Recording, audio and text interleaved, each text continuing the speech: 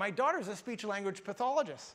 And so I had my daughter give me an examination, and she said, "You're messed up." And I said, I know there's something wrong. I said, "I need your professional opinion." She says, "You talk too much." I said, No, I want your professional opinion. She says, "That's my professional opinion, Pop. You talk too much. You never stop talking. You talk from the time you wake up till the time you go to bed. You're wearing the thing out." I'm thinking, really? I mean, I just don't need a pill?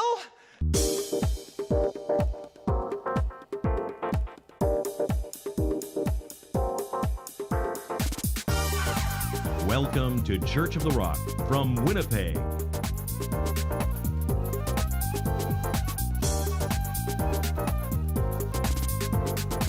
Stay tuned to this week's thought-provoking message from Pastor Mark Hughes.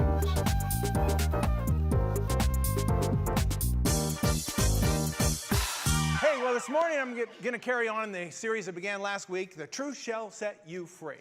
And I gave you a revolutionary concept, or at least it was in Jesus' time, when it was this, is that the truth is what sets you free. But you can't just leave it there, because there's more to the equation. The truth will set you free, but how do you know the truth?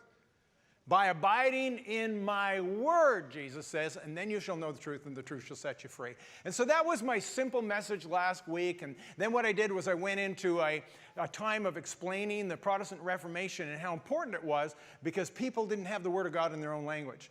And so we went and looked at a very slender snapshot of the Reformation, just a few characters. And I think the one thing we figured out was the incredible personal price that it has taken to bring to us the Word of God in our own language. And here we are today, and most people in North America have at least 4 Bibles in their house, most of them collecting dust. And the only way to really get there is to abide in that Word and abide in that truth, and then you shall know the truth. There was this woman, she was riding on a plane, and she was sitting there reading her Bible, and the guy next to her said, "So what are you reading?" She says, "I'm reading my Bible." He says, "You don't believe that thing, do you?" She says, "I believe every word." He says, "How about that story of Jonah? I mean, getting swallowed by a fish. Do you believe that story?" She says, "Yeah, I believe that story." He says, "Answer me this. How was it that he was able to live for 3 days in the belly of a fish? Answer that." She says, "I don't know, but when I get to heaven, I'll ask him." He says, "Well, what if he didn't make it to heaven?" She says, "Fine, then you can ask him." Yeah, that's cheeky, no doubt. My one singular thought last week was this, that the truth will set us free, but we live in a world that no longer regards and esteems truth. And that's what we talked about, the post-truth era that we now live in, where people don't really care that much about the truth. They're more interested in how they feel about something. And so we talked about that and how it was important for us to abide in the Word so we would actually know the truth. So today I have another singular thought, and I'm going to be attempting to answer this question. What is true freedom? Because let me tell you something, our world thinks freedom is completely the opposite of what Jesus thinks freedom is. See, Jesus said that if you commit sin, you're a slave to sin. That sounds like bondage, not freedom, right? Yet what does our world think? Our world believes that freedom is to be able to do whatever you want and commit whatever sins you want whenever you want. I mean, how many times have you heard this? "It's a free country. I can do what I want. I can smoke as much pot as I want, watch as much porn as I want. I can play my music as loud as I want. It's a free country." Well, you know, how many of you have noticed that the only time people mention that it's a free country is when they're doing something sinful or stupid? Have you noticed that? That's the time when we invoke "it's a free country," because we know that there's something usually offensive about what we're doing. I want to tell you a little story today. I hope you're not getting sick of my Chevy Chase European vacation stories, because I have one more for you. And so this summer, as we were traveling from Germany into the Czech Republic, and we got on a bus, and we got a brand new tour guide, and his name was Tomas. And as we were traveling the 2.5 hours to Prague, he was telling us about the history and the culture of Prague, and it was fascinating. He was trying to orient us so that when we got into the city of Prague, we would know a little bit about the country. And so as we were traveling, he says, "There's something I want to tell you that might be a surprise to some of you sort of sensible people from the West. And that is this, is that the Czech public are very, very free. And what I mean by that is they believe they should be allowed to do whatever they want. And the explanation for this was that they had 41 years of communist rule. And when they were under communist rule, they were highly oppressed. And when they got their freedom, when the Iron Curtain fell in 1989, they actually began to express their freedom in sort of in extraordinary and sometimes extreme ways. And isn't that sort of the truth? When we kind of fall into a bondage of something or something's really extreme this way, and then we come out of it, we swing right by normality into another extreme over here. And so he was explaining to us, you know what he's really doing? He was warning us as to some of the things that we were going to see. He says, you might see people doing things or looking a certain way on the street, and you might not understand it, and you might be offended by it. He was appealing to our North American sensibilities. And he says, I just want you to know that in the Czech Republic, you can do whatever you want. And so, you know, to tell you the truth, in the days that we were there, I didn't see anything there that I haven't seen in Osborne Village in Winnipeg. So, you know, to me, it wasn't that extreme. But nevertheless, he told us one really interesting story. He said, to give you an example of what I'm talking about, one day this woman, a young woman, decided that she was going to start riding the bus completely naked. And so every day she got on the bus, and every day she rode around all day on the bus completely naked. And he said, that's what our country's like. We are a free country, and people can do whatever they want. And if you want to ride around naked on the bus, you can ride around naked on the bus. And so no one ever arrested her. She didn't get accused of indecent exposure. He said, however, her particular bus route became very popular with the men. and he said there was huge lineups at the bus stop to get on that bus, and scuffles and fights broke out because they were trying to get onto this overcrowded bus. And I thought about that sort of bizarre story, and I thought that's what happens. Anytime we take something to an extreme, what happens? We fall into consequences that are the result. And I want to let you in on a little secret today that not everybody understands, and it's this. Satan's desire is to put us into bondage. You know that. And we often think that he does that by brute force, but it's actually the opposite. Most of the time, what Satan does is he entices us with the titillation of sin and the pleasures of this world.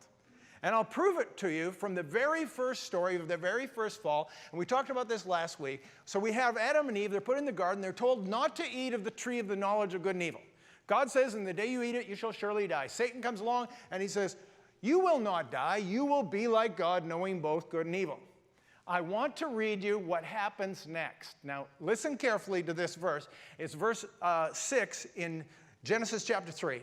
And it says, so when the woman saw that the tree was good for food, say good for food, that it was pleasant to the eyes, say pleasant to the eyes, and the tree desirable to make one wise, say desirable to make one wise, she took of its fruit and ate, and she gave to her husband with her, and he ate also. Now, did you notice those things? The temptation was this. It looked good for food, it looked pleasant to the eyes, and desirable to make one wise. Is there anything, just if you take those three things, is there anything wrong with those three things? I mean, something that looks good for food or pleasant to the eyes or desirable to make one wise, there's nothing wrong with that. Here's the problem, is that it was still forbidden. And God knew that if they ate of that fruit, there would be consequences that they had no idea were coming as a result. But he appealed to the senses of the fact that it was good for food, pleasant to the eyes, desirable to make one wise. Nothing wrong with that except what they desired was forbidden.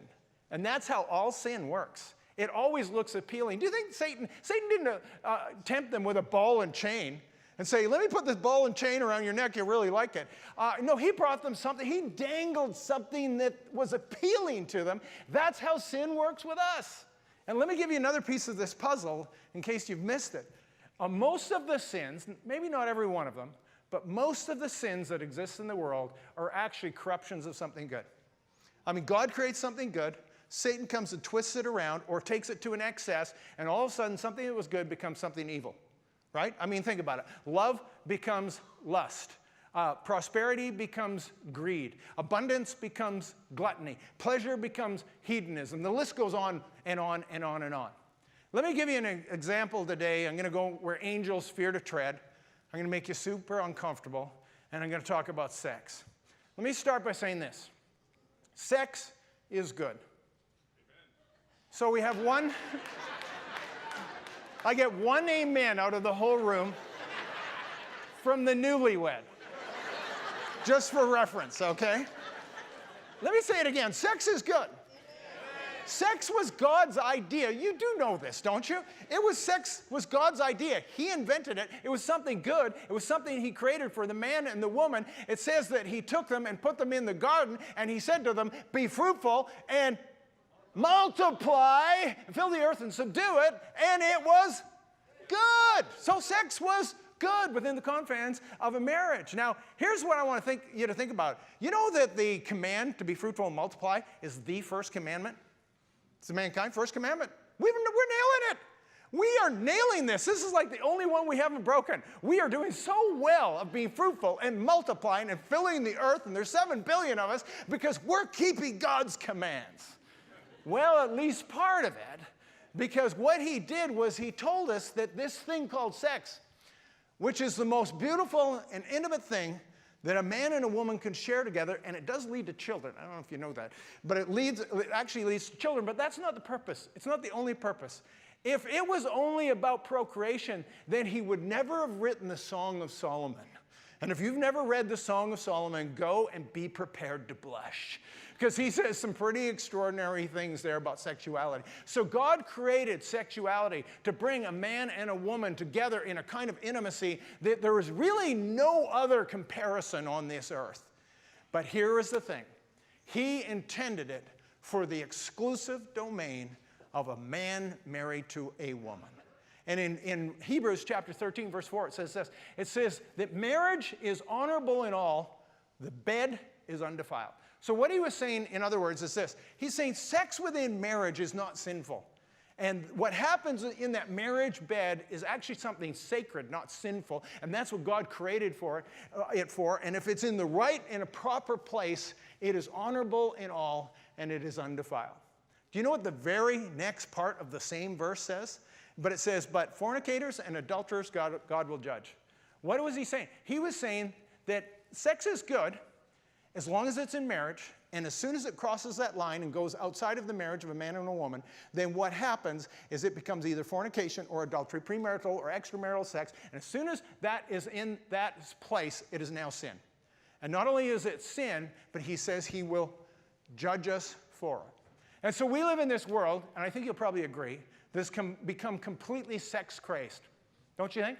I mean, you look at our world, there's sexuality everywhere you turn. It's unbelievable. You cannot turn on the television today without being bombarded. You're afraid to watch television at 5 o'clock at night with your kids because you don't know what's going to come on, the kind of things that they're going to see and the kind of things you're going to have to explain. And then we are being bombarded from every side with an internet with 2 billion pages of pornography on the internet. And then we wonder if our kids are safe. Your kids are not safe. Let me tell you a really embarrassing story. So my daughter, she's about 20. She was in university. She was studying for something. She was sitting at the computer, and we have this great big screen in her family room. And she's sitting at the computer, and she was talking about something. I said, oh, I just read an article on that. And I said, you know, why don't you go to this article? And she says, well, what were the words? And I'll search it. I said, no, you don't have to search it. I remember the website. And I said, just type in blankblank.com. Unfortunately, it's not blankblank.com, just in case you're wondering. It was something else. And I can't even remember what it was. But unfortunately, when I told her the website, I was 1 letter off on what it really was. And she hit the enter button, and boom, the most disgusting pornographic page you could ever imagine came up in this big screen right in front of me and my daughter. We both screamed in horror. She went, ah! I went, ah! And she closed the page, and then she looked at me, and she said, Pop, that might have been your worst parenting moment ever. I said, it's definitely up there. And she's still, I mean, can you imagine you and your daughter sitting there and being exposed to that? And with no fault of our own, we literally stumbled into it. And that's the world we live in. We live in this world that has absolutely gone crazy about sex. And then we have the poster boys, you know, the Bill Cosbys and the Harvey Weinsteins, and we're going, oh, they've gone too far. Are we surprised they've gone too far? Can we create this hypersexual culture and not be surprised that there's this kind of abuse and this kind of wanton sexuality? And then these guys go, what did I do wrong? They don't even understand they did something wrong. You know why? Because that's the world we live in, this world that is so rampantly sexually sinful. And we as Christians, we're caught in the middle of it. And so when I look at our world today, I worry about a world that thinks that freedom is the ability to do whatever you want, whenever you want. It's a free country. I can do what I want. Where is that going to lead us? What is the end game going to be in a world where anything goes? And I think we have some possibilities to think about this. And I'm going to give you what I'm going to call the Tale of Two Cynics. And it's about two books. I bet you've read either one or both of these. And the two books are 1984 and Brave New World. How many of you have read one of these two books? Or maybe both of them? And these are important books to our culture. So 1984 was written by George Orwell. Came out in 1949. He was predicting the future. And he saw a future where we would be controlled by those that would inflict pain and prevent us from having pleasure in life. So that was the world that he predicted. And those of you that know the book know the rest of the story. But 15 years before that, so in 1934, there was another book written by Aldous Huxley called Brave New World. And in Brave New World, he talked about a future where we would be controlled by giving us whatever we want. And here's what's fascinating about this story that most people don't know, is that Aldous Huxley was actually George Orwell's school teacher from Eton College. And so when Orwell wrote his book 1984, he sent a copy to his old teacher, Aldous Huxley, who wrote this other great book called Brave New World. And so he reads the book and he sends a message back to Orwell congratulating him on a well-written book and how it was an important novel. And then he said this. He said, "I'm not convinced that all this kicking and flogging people into obedience is necessary to put people into bondage." He said, "I think my version of the future is more plausible. All you have to do to enslave people is to teach them to love their servitude." And you see, that was the picture that we find in Brave New World. People allowed to do whatever they want and where that ends up going. So there's no doubt that we have had times and seasons in history where it looks more Orwellian, right? I mean, you look at the whole communist regime and the Stalinist regime, you look at North Korea, you look at some of the Arab countries, and it looks really like 1984. But if we're really honest, I mean, if here's the issue, if Orwell feared a future where what we dread will ruin us, and Huxley feared a future that which we desire will ruin us, which do we have? A Huxley or Orwell world? Which one are we living in? In the West. We're living in a Huxley world. We're living in a Brave New World. One of the things, for those of you that read the book, is that the government sponsored a drug program in Brave New World. They encouraged people to take a drug called Soma. And Soma was this thing that would make you happy. And whenever people were discouraged or depressed, the government encouraged and always had an ample supply on hand for people to have this drug, and they could take this drug and be happy. And the book says this, that it calmed and sedated, but more importantly, distracted people from the fact that they were in bondage. And so we look at this. Huxley said this. He said it had all the advantages of Christianity and alcohol with none of the defects. And he said it was the best tool for keeping a people in line because it just put them in a jacked up, dopey state, is what it was. So when I look at our world today and I see governments tripping over each other to see who's going to be next to legalize marijuana, I'm wondering what's going on in this world. I'm worried about how people are being led by pleasure into a state of bondage. Now, you can either agree or disagree with me, but that's the thesis that I'm looking at today. Now, I want to show you a verse. It's from Revelation chapter 18, and it's really startling. And this is what it says about the future in Revelation 18, verse 23. He says, "For your merchants were great men of the earth, for by your sorcery all the nations were deceived." And the word there, the Greek word for sorcery that the nations will be deceived with in the future is the word pharmakia. What English word do you think we have that comes from pharmakia? It's the word pharmacy or pharmacological. And here's what we know about sorcery and witchcraft in the Old Testament and in Bible times, is that the sorcerers actually used drugs. And the drugs were used to bring people into an altered state. Isn't that what narcotics do? Bring people into an altered state of reality? And could it be when people are taking hallucinogenic drugs like LSD, could it be that they're just merely looking into the spiritual world and those are the hallucinations they see? I think there's some possibility to that. And so we live in this world where people are longing for and desiring these narcotic drugs. And I have to ask myself this question. Is this what Revelation chapter 18 is talking about? Is this the kind of world we're going to live in where people are doped up and hopped up on all kinds of substances?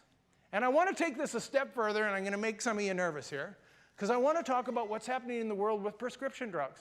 And we think, well, as long as it's a prescription drug, it's okay. How many people you know, and don't raise your hand, that are addicted to prescription drugs? And how many of us have become dependent on these things? Now, let me give you a startling statistic. Last year, there was 4.5 billion, with a B, prescriptions filled in North America. Are we really that sick? And if we're that sick, how come we're not getting any better? That's what I want to know. Why is it that we have so many drugs? Now, don't misunderstand me. I'm going to make this real clear. I know the importance of pharmaceutical drugs for saving lives. Like, let me ask you this. How many of you in this room would be dead, would not be here today if it weren't for some life-saving drug that spared your life? How many? Look at all the lives, all the hands around this room. There's quite a few people that they know. And there's probably more than that, and you just don't know it, because you had penicillin when you were a kid, and whatever you had didn't proceed into something else and kill you. And so there's a lot of us that are here today because of drugs. I have family members that would be dead next week if they didn't have their medications that they live on. And you know what? There's nothing you can do about that. That's not what I'm talking about. I'm talking about the fact that what we do is we run to a medicine cabinet full of drugs, and so many of us are becoming dependent on drugs, I would say, unnecessarily. So I'm going to finish with a story about this. And here's the story. So a year and a half ago, I lost my voice, or I was losing my voice. And I was getting kind of worried about it, because every week it was a little bit worse. And every week I would stand up here and I would preach, and I'd have to push it harder and harder in order for words to actually come out of my mouth. You probably didn't notice. You probably just thought I was getting angry, and because I was having to push my voice louder each time. But I was getting nervous about it, because this is how I make my livelihood. This is what I do. I talk. What would happen if I lost my voice? Now, I know that'd be great for most of you, my wife and everybody else, but you know, it's like a concert pianist losing the use of his hands, right? And I was really nervous about this possibility that I might be losing my voice. And week after week, it wasn't getting better. It was getting worse, to the point where I realized I probably wasn't going to be able to preach anymore. Finally, I got a doctor's appointment with an ENT, ear, nose, and throat guy. And so I was pretty happy that he was going to look at it and examine me. So, true story. So we're sitting there in his office. He's got his computer screen facing so I can see it as well, and he's typing things in while he's interviewing me. And so one of the things he types in the notes, he wrote this. He wrote, "No SOB." And so I said to him, "Well, I'm glad you don't think I'm an SOB." He says, "What?" I said, "You just wrote on there that I'm not an SOB." He says, "That means no shortness of breath." What do you think it meant? I said, "Oh, yeah, I kind of thought that's what it meant." And so he starts examining me. And he says, "You know, there's no doubt that your vocal cords are swollen." But he says, "My bigger concern is you've got a lot of trash on the back of your tongue." I'm thinking, trash in the back of my tongue, like bottle caps and cigarette butts? I said, how's the trash get in the back of my tongue? He says, "Well, it gets there from acid reflux." And he says, "I think your real problem is acid reflux. And while you're sleeping, it's coming up, and it's depositing this trash on the back of your tongue, and it's affecting how you speak." And so he says, this is what I would like to do. I'd like to give you this prescription drug. So he actually prescribes a drug called a proton pump inhibitor. And so, I mean, I didn't know I had a proton pump, did you? I thought, what, am I a cyborg or something? I've got a proton pump, and it needs to be slowed down or inhibited in some way? And so I said, "What's this going to do?" And he says, "Well, it's going to control the acid reflux." I said, "Can't you give me like Tums?" And he says, no, I think the better way, the long-term solve of this problem is to give you a proton pump inhibitor. So I said to him, "Well, how long do I have to be on these medications?" And he said, "Well, judging from what I'm seeing, probably for the rest of your life." So anyway, I brought them with me. So I go down to the store, and I pick up, look at how stinking big this thing is. Look at the thing of pills that he prescribes. And I bring them home, and I sit them on the table, and I'm looking at them, and I'm thinking, I don't know if I like the prospect of spending the rest of my life popping these great big huge pills so that I can slow down the RPMs of my proton pump. Right? I mean, if it's an inhibitor, I mean, I'm imagining this pump spinning away, and I got to slow it down or stop it. And then I'm thinking, I don't even know what a proton pump is. Do you? So I went and looked it up. You know, you can look these things up on Google. And so this is what the proton pump does. It actually transports the protons from the matrix mitochondria to the intermembrane space, right?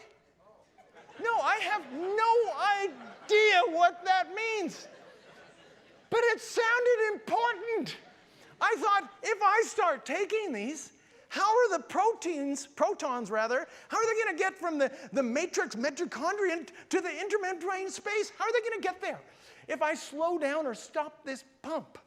And so I'm like kind of bugged by this whole thing. And I'm thinking, maybe there's another cause. Maybe this acid reflux, going out on a limb here, maybe it has something to do with that big plate of nachos I eat every night before I go to bed. I don't know. Maybe I could cut that out. Nah, it's a bad thought.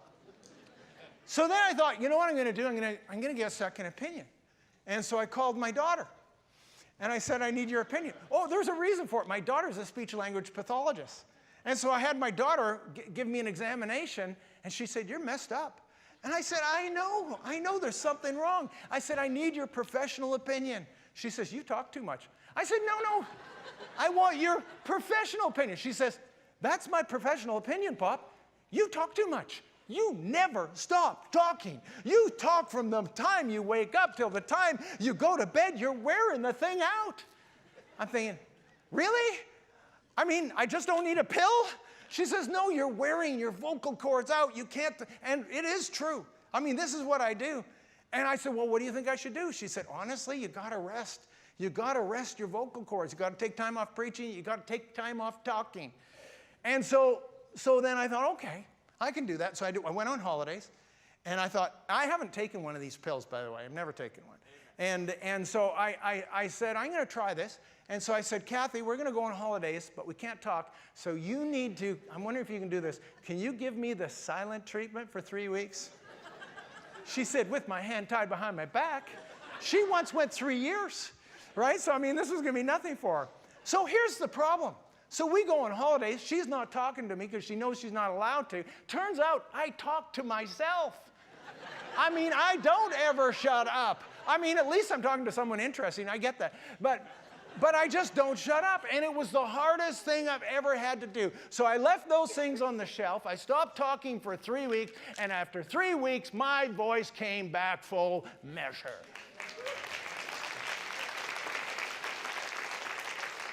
Here's what the big revelation was for me.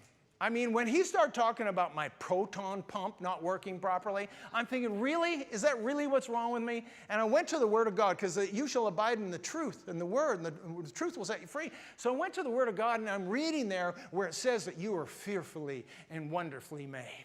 And I thought, if God gave me a proton pump, I don't know where it is, don't really know what exactly it does, but he probably had a reason for it. Maybe I shouldn't be slowing it down by putting some pills in my mouth that I don't really know what they're doing. And see, here's what I understand. The reason why our body doesn't function as well as it should is because most of us aren't taking good care of it. Right? And 90%, I bet, and I'm not slagging doctors or medicine or pharmaceuticals here. Thank God for them. They save lives and help all of us. I understand that. But do we really want to be dependent when maybe what we really need to do is make some good lifestyle choices and start exercising and start dieting and start living without the sin that afflicts us so often in our lives? And if you begin to take those things out of your life that are unhelpful, that our world says, it's a free world, you can do whatever you want. And that's why so many people are sick, because they think that it's a free world and they can do what they want, and they just need to go to the doctor and say, I don't want to do what I need to do, so just give me a little white pill.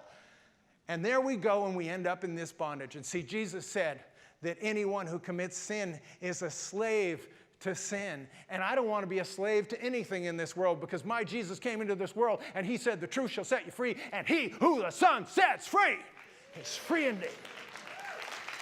All right. Church of the Rock has services every Sunday at 1397 Buffalo Place, and we invite you to join us when you're in the Winnipeg area.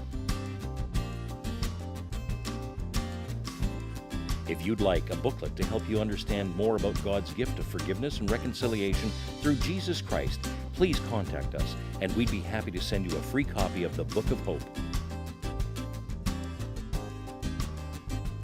Visit our website at www.churchoftherock.ca. Thank you for watching, and God bless you.